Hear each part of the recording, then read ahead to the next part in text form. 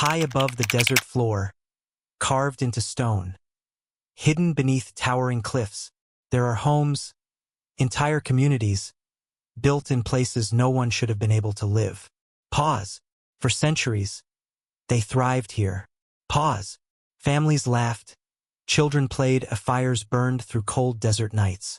And then, suddenly, they were gone. Pause. Longer. No signs of battle. No mass graves. No clear explanation. Just silence. Today we call this place Mesa Verde. But behind the ruins, there's something far more powerful than mystery. Pause. There's a story. A human story. A family, just like yours, trying to survive against impossible odds. And what happened to them may change how you see history forever. Long before these cliffs became ruins, they were home to the ancestral Pueblo people. Around 600 AD, small farming communities began to grow across the mesas of what is now the American Southwest. They planted corn, beans, squash. They built homes from stone and earth. Pause. And over generations, something extraordinary happened. They moved into the cliffs, not as a retreat, but as a transformation. These weren't primitive shelters. They were cities, multi-story homes, storage rooms, ceremonial spaces called kivas, K-E-Vas, places where community and spirituality were deeply connected. Pause. And inside one of these cliff dwellings lived a family. Imagine a mother grinding corn at dawn, a father repairing stone walls, preparing for winter, a child watching the canyon below, wondering what lies beyond. Pause. Their lives were not easy. Every drop of water carried, every meal earned. But there was rhythm, there was meaning, there was home. Pause.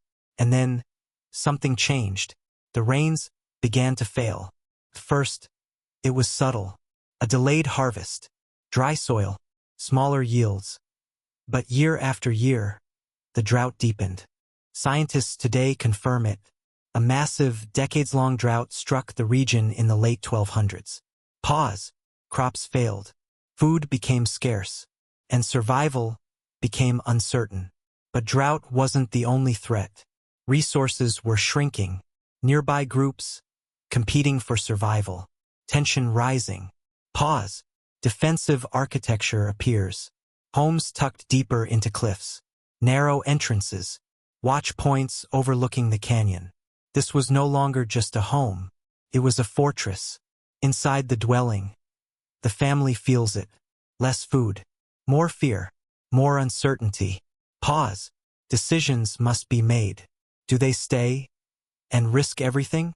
Or leave and abandon generations of history? The winter is harsh. Colder than usual. Food nearly gone. Water scarce. Pause. The child no longer playing. The parents no longer hopeful. Pause. This is the breaking point. They choose to leave. Not in panic, but in purpose. Pause. They gather what they can carry. They step away from their home, knowing they will never return. Pause long. This wasn't disappearance. It was migration, a choice to survive. They traveled south, toward regions with more water, more stability, more life. Pause. Their descendants still live today, in communities like the Hopi, Zuni, and Rio Grande Pueblo peoples. Their story didn't end. Continued. Centuries later, outsiders found the ruins and asked the wrong question. What happened to them? Pause. They didn't vanish. They adapted. They survived. Mesa Verde isn't a mystery. It's a message about resilience, about adaptation, about the strength of family. Pause. And maybe about us. What would you do if your world began to collapse? Pause. Because history isn't just something we study. It's something we're still living.